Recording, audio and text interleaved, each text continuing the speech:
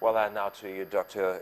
Yusuf. I think we have that sorted out now from the big boss man of the police saying no restriction on movement. You can move, because that would have been the chaos that we just can't contain. Initially, I didn't know about it until Margaret pointed it out that, look, this is Palm Sunday. It is a fantastic and a very auspicious moment in the life of a Christian. But again, we sorted that out. We can just also remind the people what the IG has said. If you need to go to church or to go to other places, well, other than to vote, you can move. But if you need to go vote, you can also do that. But if you're not voting, do not accompany anyone going to vote if you've done your civic duties yesterday. If we look at the issues now being highlighted, we'll still have Kaido there because a couple of other people are asking questions. We'll get back to Kaido. Before we get back to you, Kaido, maybe you can also call and find out from your men here in Lagos, because the comment we're getting from people here in Lagos is on issues concerning residents of Majek area of Abidjan, Lekki. They say they were asked to come back today to vote, and they will want confirmation from you. So by the time we get back to you, we hope that by then you should have been able to get to your men here in Lagos to confirm if Abidjan, Majek area, Abidjan, Lekki can, go out and vote today. Back to you, Dr. Yusuf. The process is ongoing, and we're getting clarification from INEC. The good thing about this particular process, I just realized, again, I'm coming back to your turf, is communication. People have been talking. INEC has been speaking. The IGP, more than once, has been on air live to speak to the people, to address issues. Jega himself yesterday has been speaking. The president has been speaking. Everyone has been speaking. What is the importance of people not keeping mute at the moment? Well, you don't muscle public opinion. Public opinion is everything. And we thank God that the social media has been quite alive. All we need to do about social media is bring in some ethical conduct so that the misuse and the abuse of social media is restricted or limited. That said, the trend we're witnessing is that people now know the power of communication. That with communication, you get to know about everything or something about everything. And without the type of activities your station and others are doing, well, INEC would not have been able to achieve this much. The police and other security agencies would not have been able to achieve this much.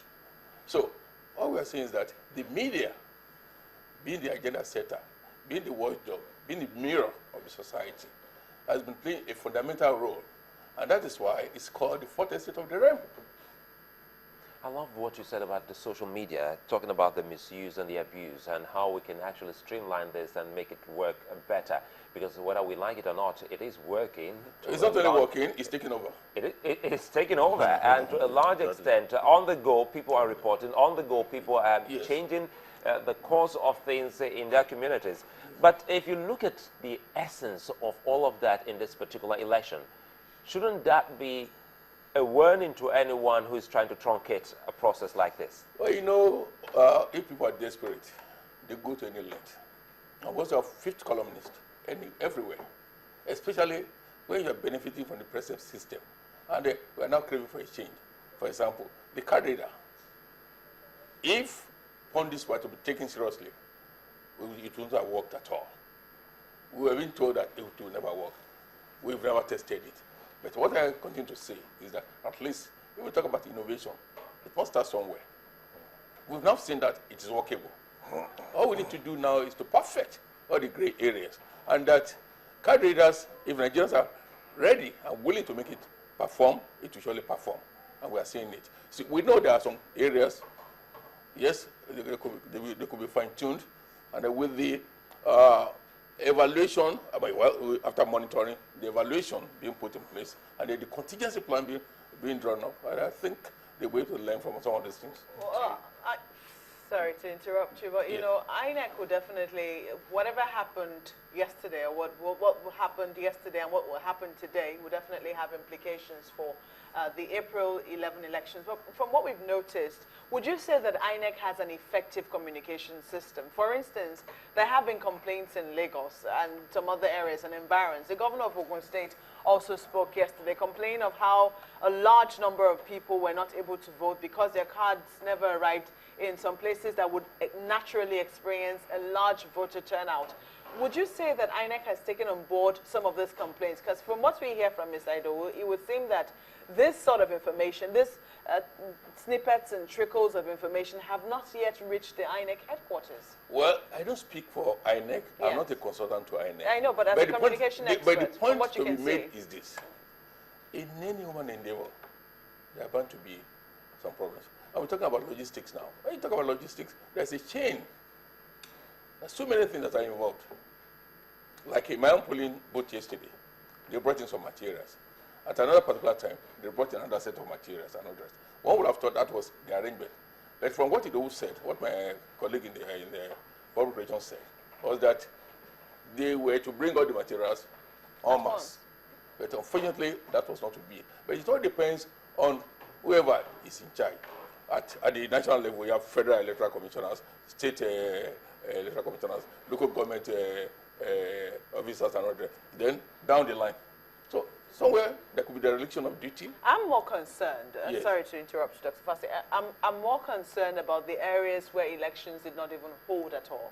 Yes, there could have been some mafiancies, some fifth columnists, some saboteurs. I never can say. I mean, it all depends on the minds of those who perpetrated the act, or perhaps who never wanted things to succeed. How would you say that INEC should have been able, you would think that by now they should have information on some of those places? Yes, I mean, one would have thought that there was some contingency plan, or you have your plan B, even C, because in any one in the world, things could just fall apart. And in any case, as we normally know, if things want to go wrong, things will go wrong. So INEC should have been more prepared to emphasize some of these things. I mean, over the years, at least in the last, I mean, the present political discipline, I mean, democracy, we've had this is the fifth election. Captain Umar, if I may ask you, how optimistic are you? I mean, we've kept the peace so far, largely. It's been largely peaceful. In the states that we expected that will be hotspots, in some areas, for instance, in River State, it was indeed hot in some areas.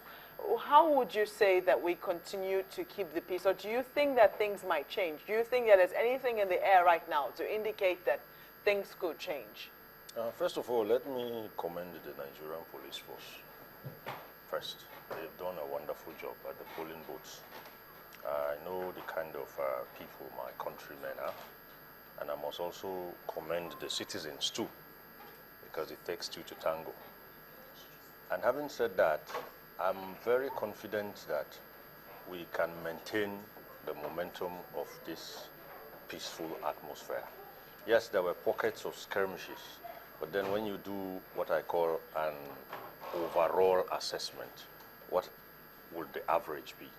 Average skirmishes, or the rate of skirmishes per, the rate of proliferation of skirmishes. I'm positive it will continue, it can be sustained, but I want to suggest a lot of information communication management, okay, and probably even change management. Elections are like projects. They are meant to run within time, to budget, and to specification.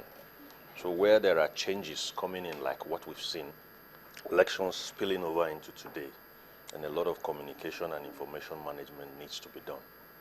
Flexibility is the word. Well, one of the things... I think, let me just add to what your leader said. Right, Doctor. You see, it will be expedient on the part of authorities to map out strategies for managing post-election effect.